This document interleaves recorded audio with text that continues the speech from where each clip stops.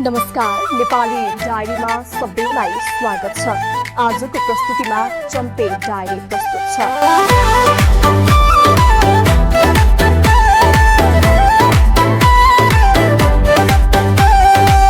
भोजपुरको माटो अरुण दुईको पाख स्वर्ग जस्तै लाग्छ मलाई मेरो गाउँको साथ।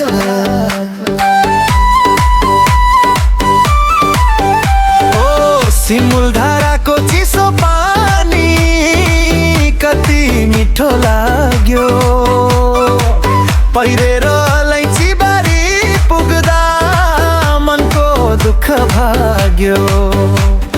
सिमुल धाराको चिसो पानी कति मिठो लाग्यो, खिरेर अलैँची बारी पुग्दा मनको दुःख भाग्यो। छाँगाबाट झरेको झरा सुन्दा आनन्द आउने, यी प्रकृतिको सुन्दरताले मेरो मन भुलाउने, मेरो मन भुलाउने। डम्बर मगर राम सारू सधैँ साथमा हिँड्ने, त्यतै र इन्द्र राणा सुख दुःखमा मिल्ने। हो डम्बर मगर राम सारू सधैँ साथमा हिँड्ने, त्यतै र इन्द्र राणा सुख दुःखमा मिल्ने।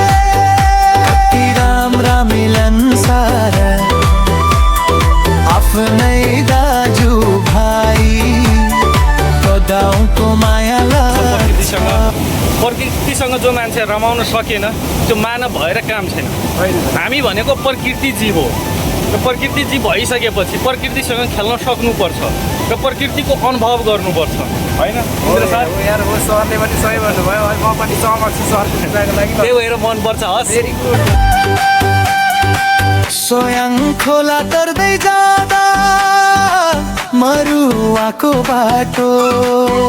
हामी कृषक हौँ है, हामी कृषक भइकन हामीले लगाएको अब बालीहरू त्यो बारी पहिरोले क्षति गरेको हुँदाखेरि घुम्दै घुम्दै आज निरीक्षण गरेर यहाँसम्म सिधा पानी भएको ठाउँ आइपुगेको चार भन्ने ठाउँ। हुन्छ।